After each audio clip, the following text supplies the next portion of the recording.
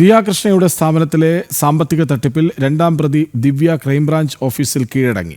കഴിഞ്ഞ ദിവസം മറ്റ് 2 പ്രതികൾ കീഴടങ്ങിയിരുന്നു. വിവരങ്ങളുമായി പ്രശാന്ത് ശങ്കരമംഗലത്ത് ചേരുന്നു. പ്രശാന്ത്, എന്താണ് വിവരങ്ങൾ?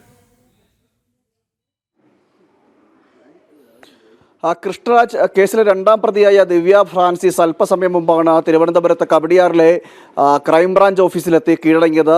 വക്കീലുമായി എത്തിയാണ് പ്രതി കീഴടങ്ങിയത്. ഈ തുടർ നടപടിയുടെ ഭാഗമായിട്ട് വൈദ്യപരിശോധനയ്ക്കായി അല്പസമയത്തിനുള്ളിൽ ഈ പ്രതിയെ കൊണ്ടുപോകും. അതിനുശേഷം മജിസ്ട്രേറ്റിന് മുന്നിൽ ഹാജരാക്കുകയും ചെയ്യും. 69 ലക്ഷം രൂപ ദിയ കൃഷ്ണയുടെ സ്ഥാപനത്തിൽ നിന്ന് തട്ടിയെടുത്തു എന്ന കേസിലെ രണ്ടാം പ്രതിയാണ് ദിവ്യ ഫ്രാൻസിസ്.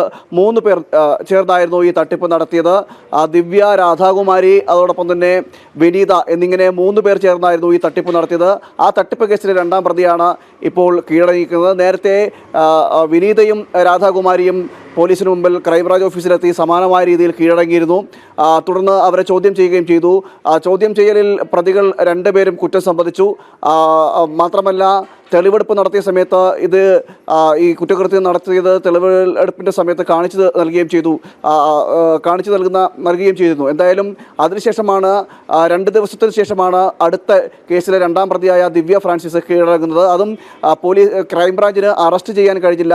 അവർ ക്രൈംബ്രാഞ്ച് ഓഫീസിലെത്തി കീഴടങ്ങുകയാണ് ചെയ്തത്. ഇതിൽ തുടക്കം മുതൽ തന്നെ ക്രൈംബ്രാഞ്ചിൻ്റെ ഭാഗത്ത് വലിയ ഗുരുതരമായ വീഴ്ച സംഭവിച്ചിട്ടുണ്ട്. കാരണം ഹൈക്കോടതി ഈ 3 പേരുടെയും മുൻകൂർ ജാമ്യ ഹർജി തള്ളിയതിനു ശേഷവും പിന്നീടും ഒരാഴ്ചക്കാലം ക്രൈംബ്രാഞ്ച് ഒന്നും ചെയ്യാതിരിക്കുന്നൊരു സാഹചര്യമുണ്ടായി. കാരണം ഈ പ്രതികളെ കണ്ടെത്തുന്നതിനോ അല്ലെങ്കിൽ അവരെ അറസ്റ്റ് ചെയ്യുന്നതിനോ ഒന്നും നടപടിക്രമങ്ങളൊന്നും നൽകിയില്ല. ഇവർ സ്വമേധയെത്തി കീഴടങ്ങുന്നതിന് വേണ്ടി കാത്തിരിക്കുന്നൊരു സ്ഥിതി എന്ന പോലെയായിരുന്നു ക്രൈംബ്രാഞ്ചിൻ്റെ ഭാഗത്തുനിന്നുണ്ടാകുന്ന സമീപനം എന്ന് നമുക്ക് പറയേണ്ടിയിരിക്കുന്നു. കാരണം തുടക്കത്തിൽ തന്നെ ഈ കേസുമായി ബന്ധപ്പെട്ട് ക്രൈംബ്രാഞ്ച് സ്വീകരിച്ചൊരു സമീപനവും പ്രതികളെ സംരക്ഷിക്കുന്ന തരത്തിൽ തന്നെയായിരുന്നു.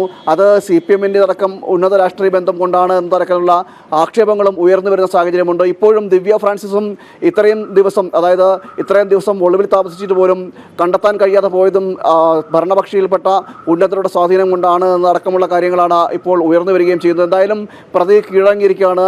ഇനി തുടർന്ന് ദിവ്യയും കസ്റ്റഡിയിൽ വാങ്ങുന്നതിനുള്ള നടപടിക്രമങ്ങളിലേക്ക് പോലീസ് കടക്കുകയും ചെയ്യും, ക്രൈംബ്രാഞ്ച് കടക്കുകയും ചെയ്യും.